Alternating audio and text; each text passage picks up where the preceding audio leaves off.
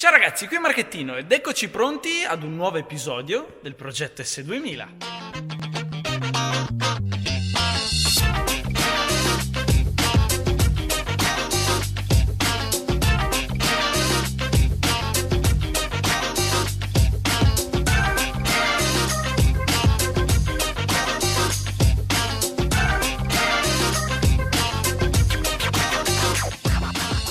Beh ragazzi, finalmente, e sottolineo finalmente, rieccoci in un nuovo step di upgrade del progetto S2000.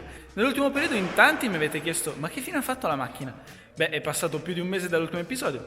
Purtroppo c'è stato agosto di mezzo, il che significa che in Italia ad agosto non lavora nessuno, quindi carrozzieri, meccanici, fornitori. Niente di niente, non ho potuto fare progressi, ma eBay è sempre aperto e mi sono portato avanti con l'acquisto dei pezzi. Adesso ci siamo e vi faccio vedere i nuovi upgrade che andremo a montare oggi sull'S2000. Beh, vi do un indizio. Adesso vi apro la macchina e vi faccio vedere, secondo voi, che cosa andremo a montare oggi di nuovo. Praticamente la macchina è spoglia. In questo periodo non ho neanche potuto guidarla perché non avevo le cose più basilari come il sedile e il volante. Manca il sedile dagli interni dell'S2000 perché l'ho portato in selleria. L'ho fatto rifare parzialmente, più precisamente in questa parte qui. Qualcuno si è seduto sulla mia macchina con qualcosa nei pantaloni e il risultato l'ha graffiato completamente, come potete vedere nelle riprese. Quindi con una piccola spesa sono riuscito a fare rinfrescare il sedile che adesso rimonteremo. Seconda cosa da montare, il volante. Senza questo importante componente non vai molto lontano in macchina. Anche in questo caso ho deciso di farlo rifoderare completamente e adesso è praticamente come nuovo. Prima onestamente il volante era veramente brutto e usurato e questa seconda parte qui l'ho lasciata originale. L'unica cosa che devo fare adesso è ricolorare la H di Honda completamente nero. Già con queste due piccole migliorie gli interni avranno un look molto più fresco e rinnovato. Proseguiamo perché gli upgrade agli interni non sono finiti. Apriamo la nostra scatola di eBay e vi faccio vedere altre novità. Qui la cuffia del cambio completamente nuova, l'altra era da buttare in pessimo stato e la andremo a rimpiazzare.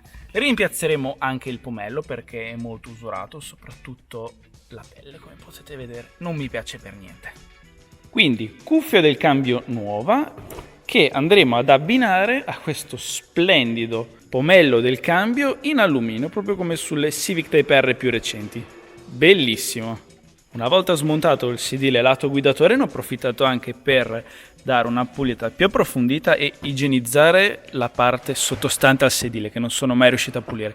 E ragazzi, onestamente non vi dico le cose che ci ho trovato. Qui come potete vedere, la tappezzeria sarebbe da rifare. Devo capire se è da rifare completamente o se posso semplicemente fare una sorta di toppa e rifare solamente questa parte qui. Diciamo che i lavori procedono ma ce ne sono ancora tanti da fare, però pian piano si sistema.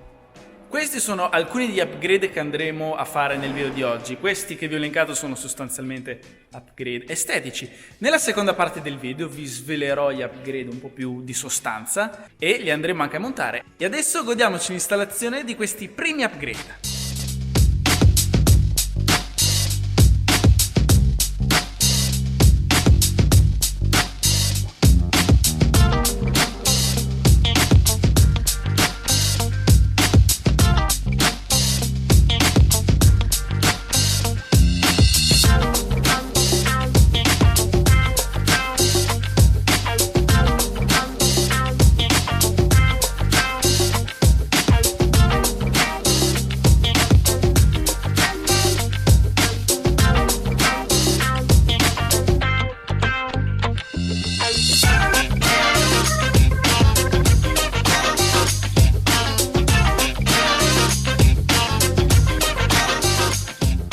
Ragazzi, guardate con queste piccole migliorie come è cambiato già il look degli interni. Prima di tutto, finalmente qui abbiamo rinnovato questa parte che era particolarmente usurata. Poi, entrando dentro, possiamo subito notare la differenza col volante tutto rifatto. veramente piacevole al tatto con tutta questa pelle nuova. Io penso che qui dovrò armarmi di un pennello sottile, tanta pazienza per rifare tutto di nero il logo Honda. Mentre qui possiamo notare il nuovo pomello e cuffia del cambio. Bellissima, io mi sono innamorato di questo tipo di pomello quando ho provato l'ultima generazione di Civic Type R in Giappone.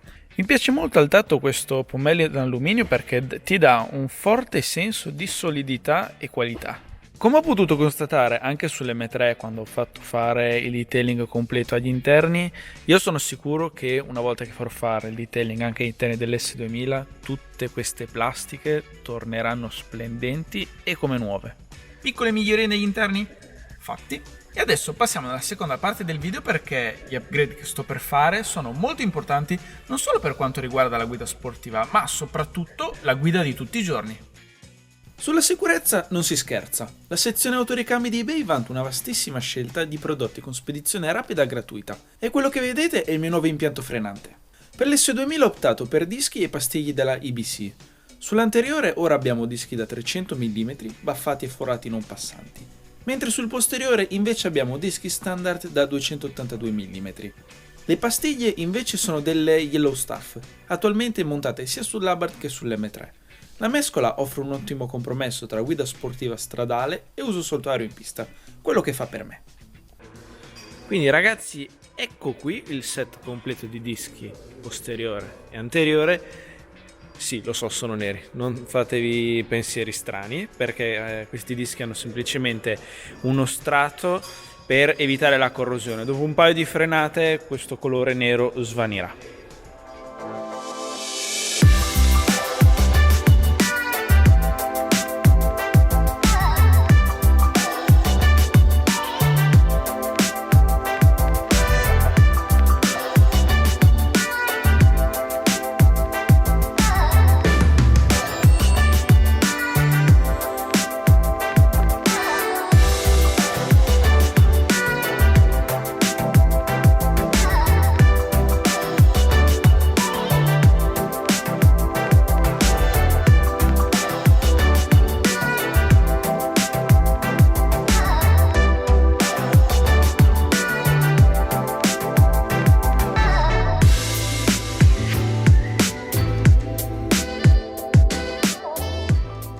Bene ragazzi, come potete vedere i dischi tuttora neri dell'S2000, la macchina non si è mossa dall'officina, non ha fatto neanche una frenata. Uscire e raccontarvi le mie prime sensazioni della frenata con questo nuovo set di freni, beh, non vi darei un feedback veritiero, poiché è consigliabile, anzi trovo molto importante, ogni volta che si cambia l'impianto frenante di fare un ottimo rodaggio. In questo caso IBC consiglia almeno 100 km di rodaggio, il che significa non fare frenate decise o pensare di essere in autodromo di Monza.